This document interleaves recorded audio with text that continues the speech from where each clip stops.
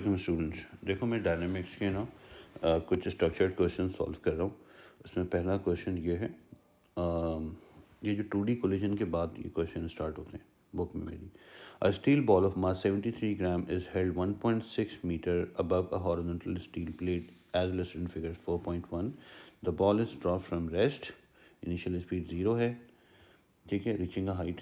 तो हमें इसके अंदर ये पता करना है कि फाइनल स्पीड क्या होगी। हमें पता है कि इनिशियल स्पीड इसकी 0 है, एक्सेलरेशन 9.81 है और डिस्टेंस 1.6 है। तो जब हम इसमें यूज़ करेंगे कि v square equal to u square plus 2AS, तो वी स्क्वायर इज़ यू तो 0 हो गया और एक्सेलरेशन 9.81, डिस्टेंस है 1.6। इसको सॉल्व करके अंडर रूट करेंगे तो हमारे पास जो वैल्यू आएगी वो आएगी 5.6।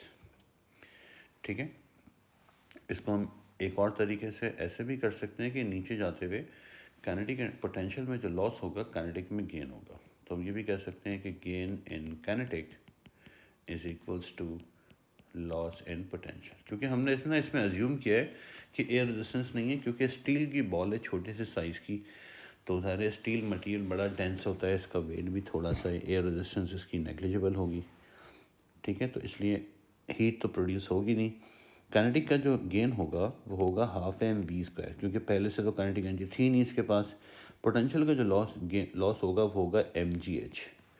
तो इसके अंदर से हम ये पता कर सकते हैं कि 9.81 इंटू 1.6, तो इससे भी जो वेलोसिटी आएगी वो 5.6 आएगी। ठीक है, अच्छा बेटा, दूसरी बात ये कि as the ball loses contact with the plate, यानी जब ये प्लेट को टकरा के बॉल बाउंस बैक होगी, तो टकराने से पहले तो हम कर चुके हैं कि इसकी वेलोसिटी कितनी थी 5.6 और इसके पास काइनेटिक एनर्जी कितनी थी 100% काइनेटिक एनर्जी। तो ये कह रहे हैं कि जब ये बॉल बाउंस बैक होगी, जब ये बॉल यहाँ से बाउंस बैक होगी तो ज़ाहिर है इसकी वेलोसिटी कम हो जाएगी, ये बॉल ऊपर जा रही है। तो इसके पास अब जो काइनेटिक एनर्जी है वो 90% काइनेटिक एनर्जी है। और जैसे जैसे बॉल ऊपर जाएगी ये काइनेटिक एनर्जी कन्वर्ट होती जाएगी पोटेंशियल एनर्जी में। ठीक है, यहाँ पे आके वेलोसिटी क्या हो जाएगी 0। तो ऊपर जाते हुए व्हेन मूविंग अपवर्ड मूव करते हुए क्या होगा बेटा कि 90% of kinetic energy is converted into potential energy. ठीक है, तो 90% का मतलब होता है 90/100। काइनेटिक एनर्जी का मतलब होता है half m v square is equals to potential energy m g h. M से एम कट गया, तो इसमें हम यहाँ पे सिंप्लीफाई कर सकते हैं कि 0.9 डिवाइड बाई 2 और 5.6 का square is equals to 9.81 into height. तो यहाँ से हमारे पास हाइट आ जाएगी 1.44। ठीक है, या फिर हम डायरेक्टली ये भी कर सकते हैं बेटा कि पहले जब 100% काइनेटिक एनर्जी थी तो हाइट कितनी गेन हुई थी 1.6। अब जब 90% होगी तो कितनी होगी। तो हम इसमें सिंपली ये भी कर सकते हैं कि हमें पता है कि पोटेंशियल एनर्जी का फार्मूला होता है m g h, change in potential energy का। तो यानी कि change in potential energy directly proportional होता है हाइट के। जब पोटेंशियल एनर्जी इसके पास 100% थी, हाइट 1.6 थी, अब जब 90% होगी तो कितनी होगी। तो यहाँ से आप निकाल देंगे तो 1.44 ही आएगा। अब ऐसे भी कर सकते हो इस पार्ट को। ठीक है, फिलहाल which ever is easier for you, आप इस तरह इसकी निकाल सकते हो, हाइट इतनी होगी। और उसके बाद नेक्स्ट पार्ट में आपसे पूछता है कि the speed of the ball as it leaves the plate, यानी अगेन मैं यहाँ पे डायग्राम आपको बना के दिखा रहा हूँ। आपसे वो ये पूछ रहे हैं कि जब बॉल ने हिट किया था तो इसकी जो वेलोसिटी थी वो थी प्लस में 5.6। जब बॉल बाउंस बैक करेगी यहाँ से तो इसकी वेलोसिटी कितनी होगी। डेफिनेटली माइनस में होगी, लेकिन उन्होंने हमसे स्पीड पूछा इसलिए माइनस लिखेंगे नहीं। तो ये हमसे पूछा है, तो हमें पता है कि भाई जितना काइनेटिक एनर्जी में लॉस होगा ऊपर जाते हुए, ये बात हो रही है अपवर्ड की। ठीक है, हम किसको सॉल्व कर रहे हैं, अपवर्ड जाते हुए। अपवर्ड जाते हुए काइनेटिक एनर्जी का लॉस किसके इक्वल होगा, gain in potential energy. Kinetic energy में कितना लॉस हुआ हमको नहीं पता, पोटेंशियल में कितना गेन हुआ एम जी एच, तो ये कैंसिल हो गया। अब हमें पता है कि हमें वेलोसिटी निकालनी है, ये हो जाएगा 9.81। अब जो इसने हाइट गेन की ऊपर जाते हुए 1.44 की, तो अब हम जब वेलोसिटी निकालेंगे तो ये 5.3 आ रही है। ठीक है, वैसे तो ये वेलोसिटी माइनस में होगी, यानी अगर मैं यहाँ लिखूँ तो मैं लिखूँगा -5.3 मीटर पर सेकेंड। ठीक है।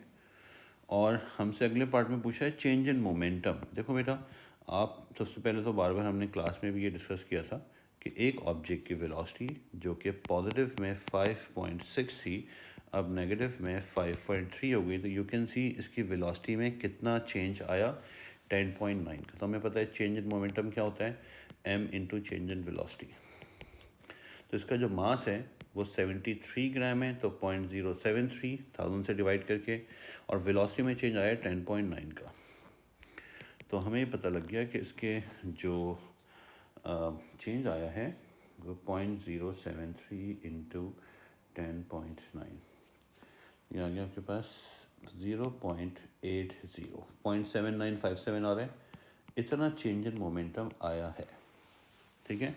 अगर कोई इसको डिटेल में करना चाहता है तो बेटा ऐसे भी कर सकता है कि हमें पता है भाई चेंज इन मोमेंटम कितना होता है, P2 माइनस P1।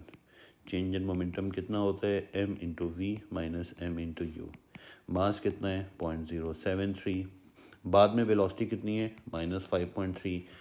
0.073 पहले वेलोसिटी कितनी थी, +5.6।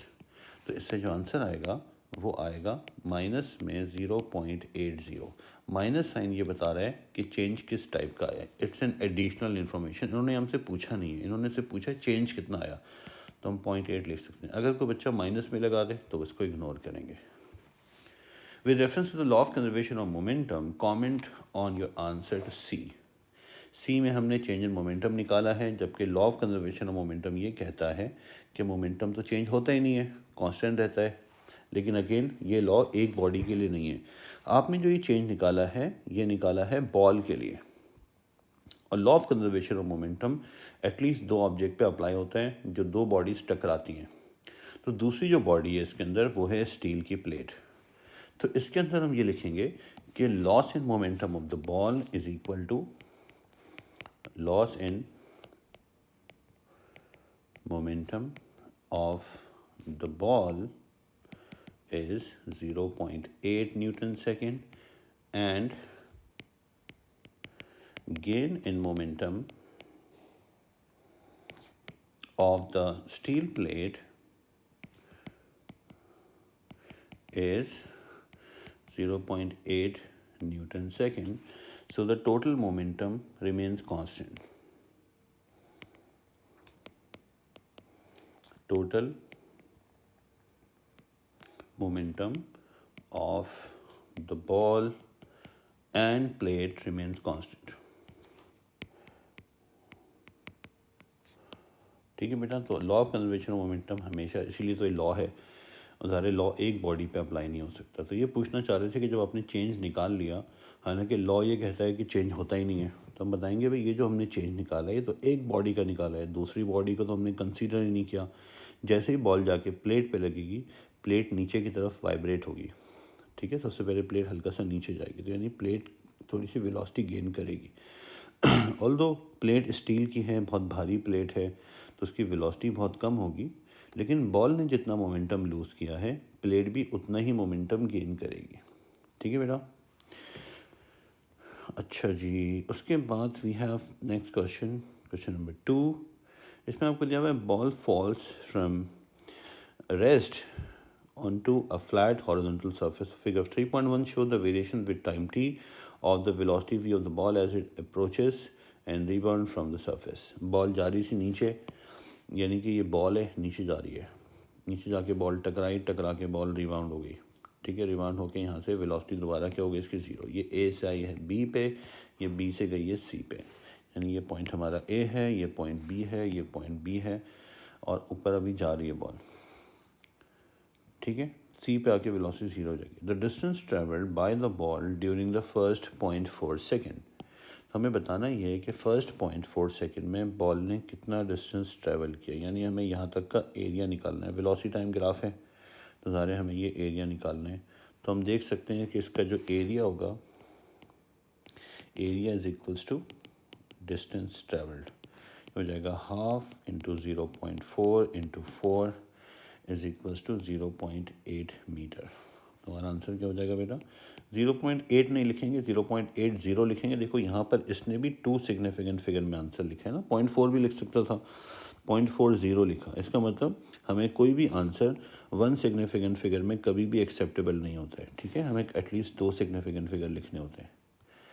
उसके बाद नेक्स्ट ये है बेटा, the change in momentum of the ball of mass point 45 gram, 45 gram का मतलब होता है 0.045 kg during the contact of the ball with the surface. Change in momentum निकालने अगेन हमें डायरेक्टली कर सकते हैं चेंज इन वेलोसिटी। और now we can see from the graph कि इसकी जो वेलोसिटी थी वो थी 4.2 प्लस में। अब ये बॉल जब रिबाउंड हुई है तो इसकी वेलोसिटी हो गई है नेगेटिव में 3.6। तो वी कैन सी कि इसमें जो चेंज आया है वो 7.8 का चेंज आया है। कितना चेंज आया है? 7.8 का। लॉस हुआ है तो हम इसका जो मास है वो 0.045 लिख सकते हैं और वेलोसिटी का चेंज हम लिख सकते हैं 7.8। ठीक है, क्योंकि बॉल का मास तो चेंज होगा नहीं, 3, 6 या 7.8। तो अब जब हम इसको सॉल्व करेंगे तो हमें ये पता लग जाएगा कि इसका चेंज इन मोमेंटम जो है वो कितना है। 7.8 इंटू 0.045 इज़ 0.351। हम 0.35 भी लिख सकते हैं और हम एक सिग्निफिकेंट फिगर ज़्यादा भी दे सकते हैं, कोई मसला नहीं है। एवरेज फोर्स हमें पता है, जो फोर्स होती है change in momentum upon time होती है। वैसे तो इसके अंदर माइनस साइन आना चाहिए था क्योंकि लॉस हुआ है, लेकिन ये हमसे पूछा नहीं है कि लॉस हुआ है कि गेन हुआ है, तो minus is additional, is optional.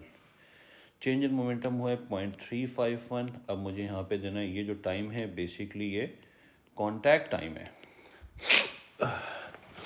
ये इसका कॉन्टैक्ट टाइम है। तो कॉन्टैक्ट टाइम हम निकालेंगे कि इसका जो कॉन्टैक्ट शुरू हुआ था वो शुरू हुआ था यहाँ से। पहली दफ़ा जब बॉल जाके टकराई है ना तो वो यहाँ पे टकराई है, ये टाइम था, ये टाइम था 0.43। यहाँ से कॉन्टैक्ट शुरू हुआ है 0.43 और जो कॉन्टैक्ट ख़त्म हुआ है वो यहाँ से कॉन्टैक्ट ख़त्म हुआ है और ये है 0.57। तो कॉन्टैक्ट टाइम जो आएगा वो इसके बीच में इतनी देर तक बॉल का कॉन्टैक्ट रहा, ठीक है। तो यहाँ पे जब हम इसमें ये कैलकुलेट करेंगे कि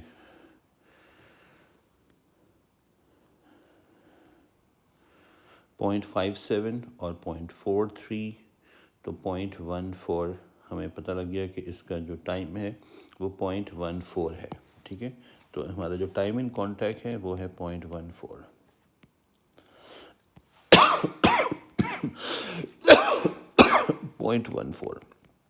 कॉन्टैक्ट टाइम है। तो हमारा यहाँ पे अगर इसको डिवाइड करते हैं 0.14 से तो 2.51 न्यूटन की एवरेज फोर्स आती है। ये फोर्स भी नेगेटिव होगी। नेगेटिव का मतलब ये है कि बॉल नीचे जा रही है और फोर्स ऊपर है, बॉल नीचे जा रही है फोर्स ऊपर है, लेकिन ये हमसे पूछा नहीं है। हमसे जब भी एवरेज पूछते हैं तो हम माइनस प्लस नहीं लगाते। उसके बाद बेटा देखो question number 3, a ball has mass m, it is dropped onto a horizontal plate as shown figure 4.1. Just as the ball makes contact with the plate, it has velocity v, momentum p and kinetic energy e k. Write down an expression for momentum in terms of mv. So we know कि p equals to mv. Hence show that the kinetic energy is given by this. यानी हमें kinetic energy की एक नई derivation करने को बोल रहा है। इसमें we can see कि we don't have velocity. We don't have velocity. तो इसने हमको इशारा दे दिया है कि हमको velocity नहीं चाहिए। तो हमें पता है kinetic energy का जो फॉर्मूला हम सबको पता है वो हाफ एम वी स्क्वायर है, जिसमें हमको v नहीं चाहिए ना, ठीक है, जो डेरिवेशन करनी। तो हम v का ऑल्टरनेट यहाँ से निकाल सकते हैं कि v किसके बराबर होता है, p अपॉन एम के। तो हम v की जगह क्या लिख देंगे, p अपॉन एम का होल स्क्वायर। जब भी कोई डेरिवेशन करो तो सबसे पहले ये देख लिया करो कि इसमें क्या चीज़ है जो यूजुअली होती है और वो इस वक्त नहीं है। तो काइनेटिक एनर्जी में मास और वेलोसिटी होता है और इस वक्त इसमें वेलोसिटी नहीं है। इसका मतलब हमें वेलोसिटी को रिप्लेस करना है। और किससे रिप्लेस करना है, काइनेटिक एनर्जी के फॉर्मूले में मोमेंटम है, ठीक है। तो यहाँ पे जब हम सॉल्व करेंगे तो हो जाएगा half m p square upon m square. तो एम से एम स्क्वायर कट जाएगा और ये हो जाएगा पी स्क्वायर अपॉन 2m। तो ये आपके पास काइनेटिक एनर्जी का एक नया फार्मूला बन गया कि जिसमें आपके पास ये मोमेंटम और मास की टर्म में, ठीक है बेटा।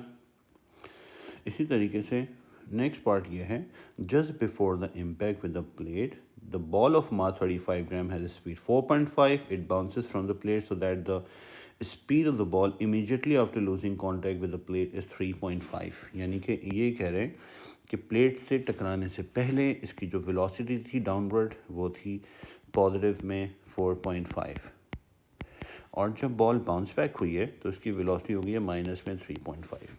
ज़ाहिर यहाँ तो इन्होंने हमको स्पीड दी हुई ना, तो हमें तो वेलोसिटी चाहिए, और कांटेक्ट टाइम हमें दिया हुआ है 0.14। तो हमें एवरेज फोर्स निकालनी है। फोर्स होती है change in momentum over time according to Newton second law.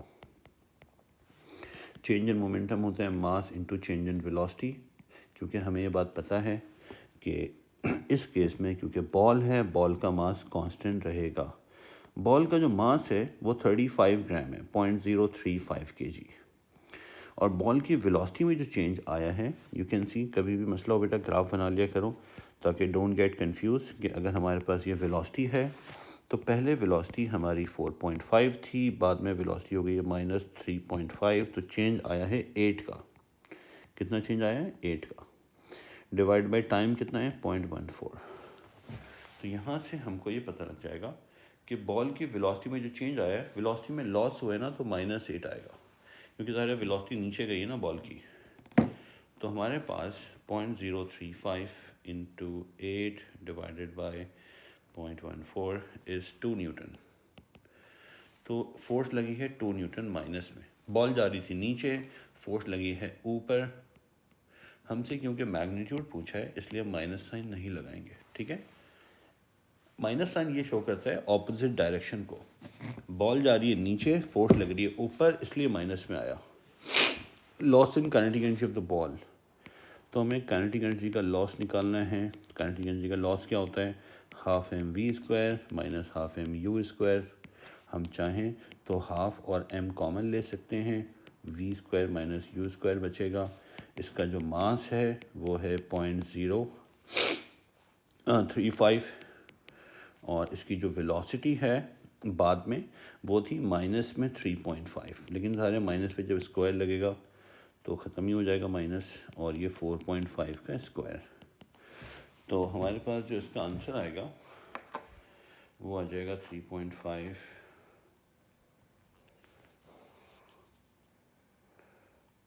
और 4.5 का स्क्वायर और इंटू 0.035।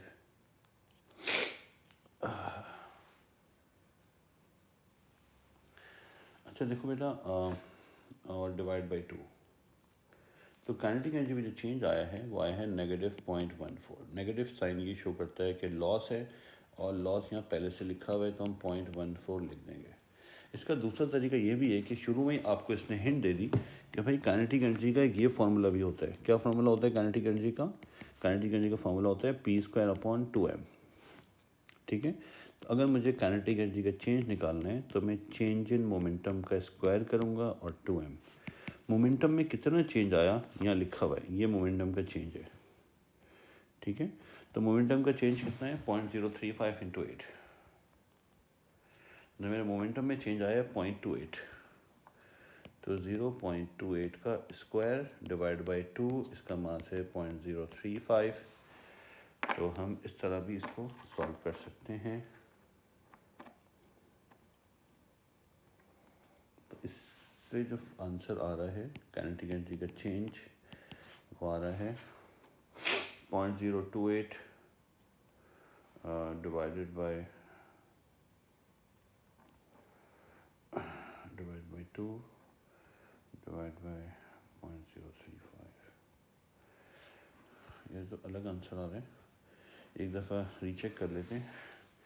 मेरे पास कैलकुलेटर नहीं है, बगैर कैलकुलेटर के कर रहा हूँ।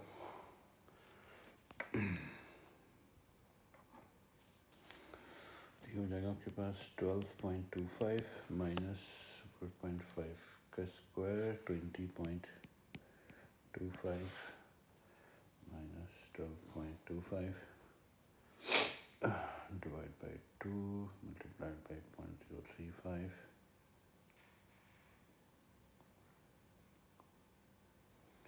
0.14 आ रहा है।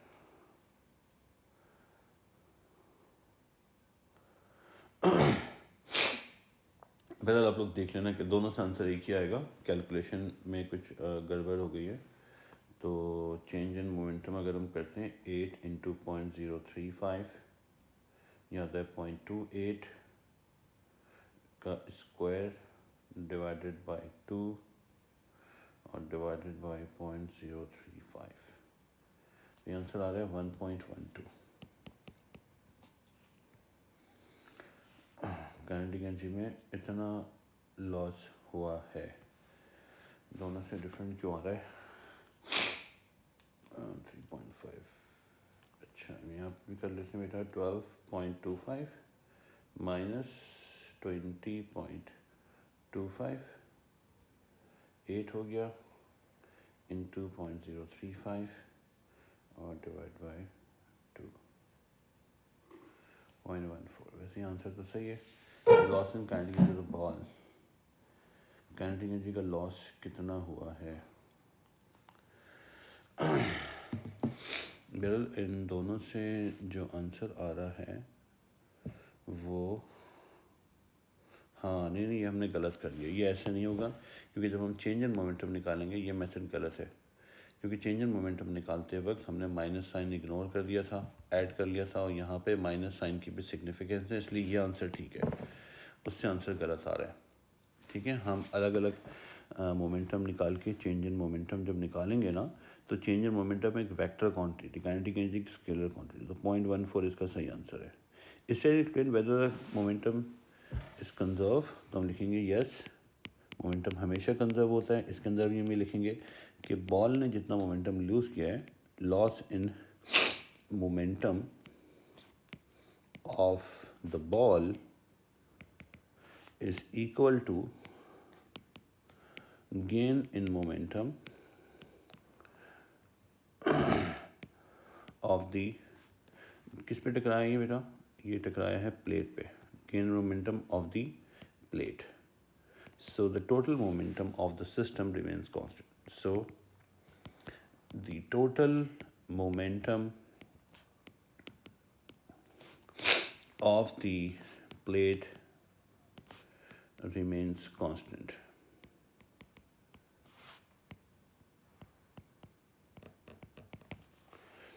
ठीक है, वहाँ पे आंसर इसलिए गलत आ रहा है बेटा कि जब हम पहले वेलोसिटी को माइनस कर दें और बाद में स्क्वायर करें ना, यानी अगर मैं -3.5 और -4.5 कर दूँ और बाद में स्क्वायर करूँ तो इससे आंसर ज़ाहिर गलत हो जाएगा। इन पे इंडिविजुअल स्क्वायर है ना, इसलिए वहाँ पे ये मिस्टेक हो गई थी। ठीक है बेटा, तो ये मैंने कुछ 3 सवाल कर दिए हैं, बाकी सवाल भी नेक्स्ट वीडियो में मैं करता हूँ। तब तक के लिए ख्याल रखें अपना, अल्लाह हाफ़िज़।